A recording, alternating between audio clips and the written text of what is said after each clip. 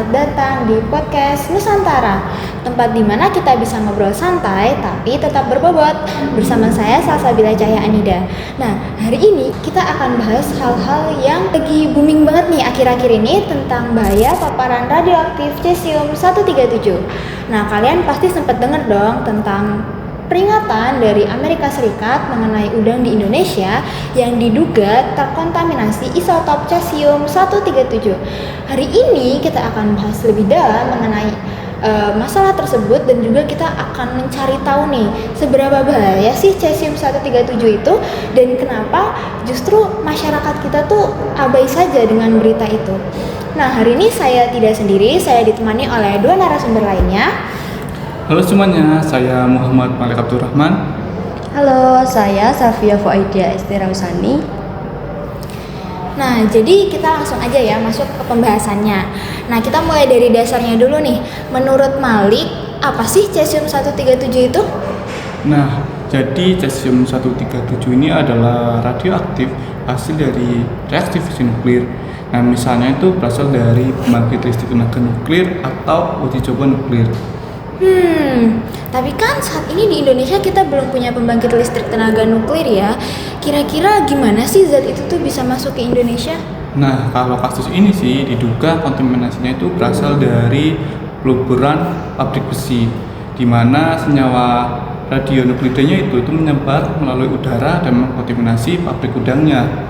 Nah, zat ini juga bisa memancarkan namanya radiasi gamma yang tentu saja berbahaya bagi tubuh kita ya. Nah, semisal zat ini itu masuk dalam tubuh kita melalui makanan atau minuman, itu nantinya akan menumpuk di jaringan otot kita. Akibatnya apa? Akibatnya nanti yaitu kanker, gangguan saraf, dan kerusakan DNA dalam jangka panjang.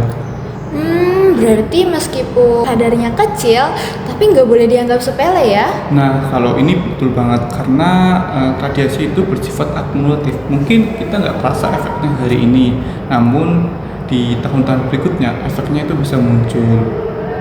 Nah, dan yang bikin bahaya itu masyarakat awam tuh sering nggak sadar. Mereka pikir tuh cuma berita lewat doang. Padahal dampaknya itu bisa sampai ke lingkungan dan rantai makanan dari plankton sampai manusia. Nah, kalau sudah tahu bahayanya, sebenarnya apa aja sih yang seharusnya dilakukan ketika kita menemukan potensi kontaminasi seperti ini? Tentu yang utama sih tindakan identifikasi cepat lebih dahulu ya. Memastikan sumber kontaminasinya lebih dulu dan memastikan apakah ada produk yang terkontaminasi atau lingkungan di sekitar kita yang terkontaminasi. Yang kedua itu melakukan pengawasan dan uji coba laboratorium secara rutin. Nah, utamanya sih di pabrik pangan ekspor ya. Yang ketiga, apabila terbukti adanya paparan, dilakukanlah isolasi dan dekontaminasi. Tujuannya biar apa? Tujuannya biar paparan ini tuh tidak menyebar lebih luas lagi.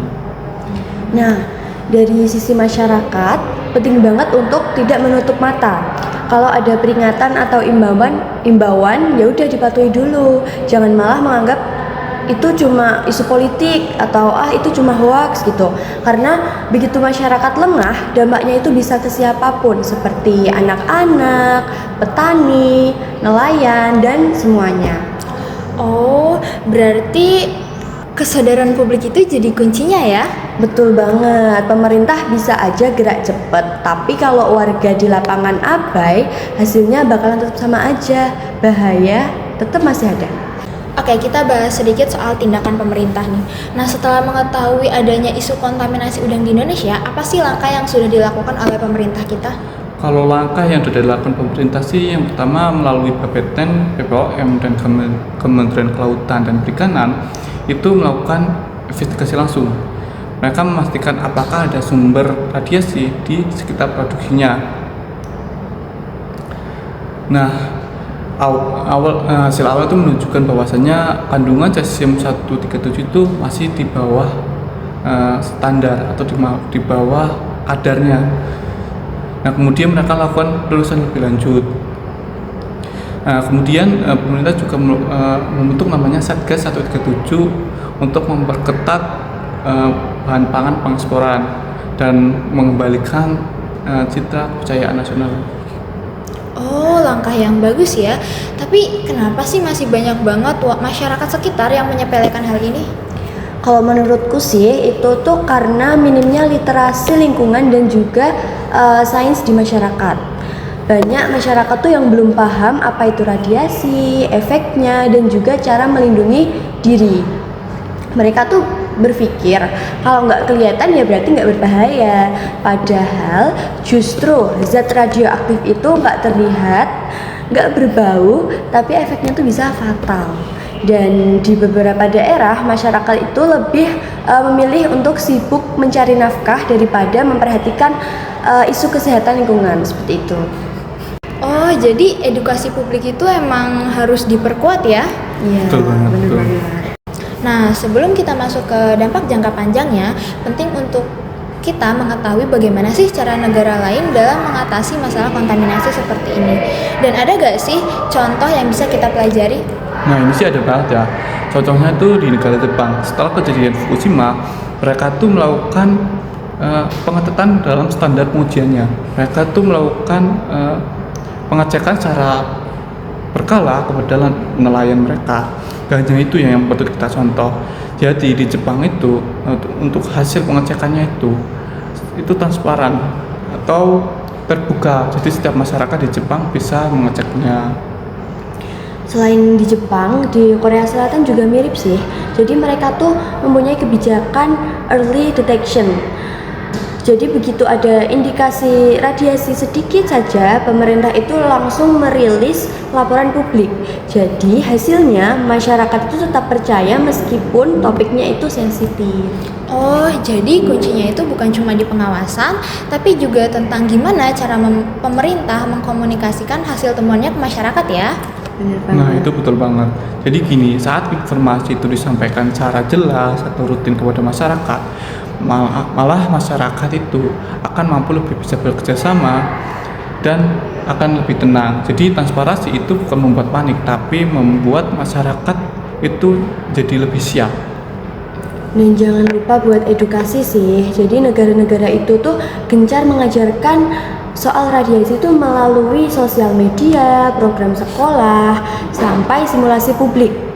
Jadi masyarakat tuh bisa terbiasa dan nggak tabu buat membahas hal seperti ini gitu.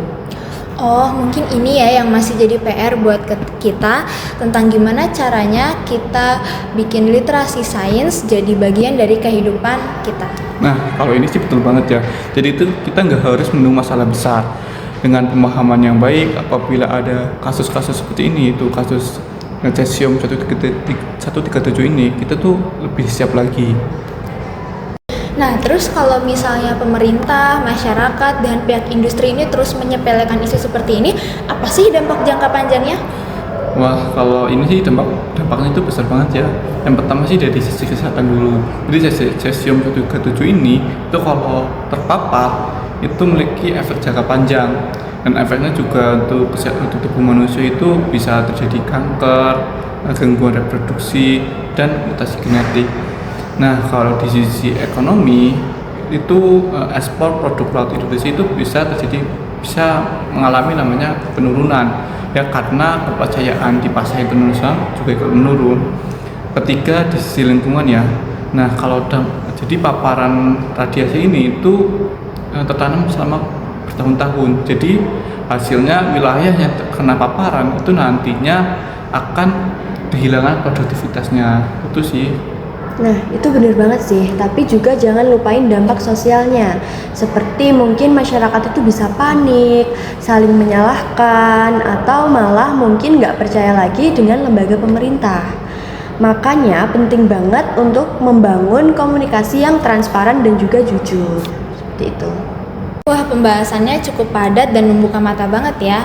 Nah, sebelum kita akhiri episode kali ini, boleh dong minta kata-katanya singkat atau panjang juga nggak apa-apa untuk topik yang penting hari ini.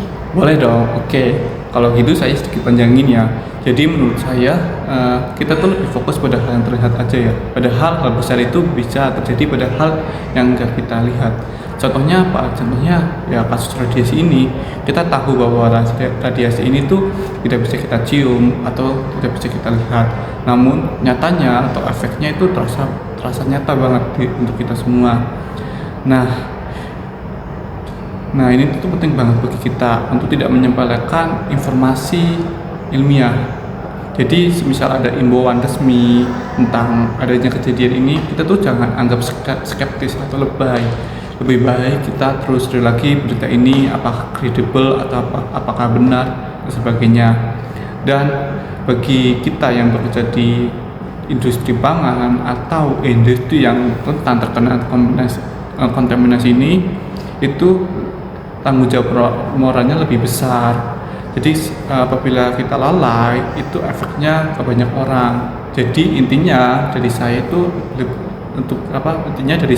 jadilah masyarakat yang peduli, tidak hanya pintar dalam reaktif aja. Gitu sih dari saya. Kalau dari saya, peduli lingkungan itu bukan cuma soal menjaga alam yang besar-besar seperti hutan atau laut kayak gitu, tapi juga untuk memahami hal-hal kecil yang terasa teknis seperti radiasi, limbah industri, atau kontaminasi bahan pangan. Jadi kita tuh kan biasanya merasa itu tuh urusan para ahli gitu kan, padahal kalau dampaknya itu udah sampai ke tubuh kita atau keluarga kita, itu tuh udah jadi urusan kita semua. Nah, saya juga berharap pemerintah dan lembaga pendidikan itu bisa meningkatkan literasi sains mulai dari sekolah. Jadi, anak-anak itu bisa dibiasakan untuk berpikir kritis, tidak mudah percaya hoax, tapi juga tidak langsung menolak informasi penting seperti itu. Dan untuk para pendengar, perlu diingat bahwa menjaga kesehatan lingkungan itu investasi jangka panjang. Mungkin hasilnya belum kelihatan sekarang, tapi itu akan sangat penting, akan sangat terasa di masa depan nanti. Nah, setuju banget nih sama kalian berdua. Kalau dari aku sendiri, pesannya itu sederhana. Jangan menunggu kejadian buruk baru mau peduli. Edukasi itu kayak vaksin, jadi mencegah sebelum terjadi masalah besar. Nah, di era informasi ini kita juga harus pandai-pandai dalam menelaah mana informasi yang akurat dan mana informasi yang membingungkan. Bahkan kita harus menerapkan budaya cek dulu sebelum berkomentar agar topik mengenai literasi sains ini tuh bisa berjalan dengan baik tanpa adanya perdebatan. Karena kalau masyarakat aktif, maka pemerintah akan lebih transparan dalam menyelesaikannya. Oke, akhir kata terima kasih buat Malik dan Safia yang sudah mau berbagi insight penting untuk hari ini, dan terima kasih juga untuk para pendengar yang masih membersamai kami sampai akhir podcast ini. Nah, semoga episode ini bisa menjadi pengingat ya untuk kita semua bahwa bahaya besar itu terkadang tidak terlihat, dan kebiasaan kecil apapun itu yang kita lakukan saat ini bisa merubah banyak hal di masa depan. Oke, sampai jumpa di episode selanjutnya. Dadah.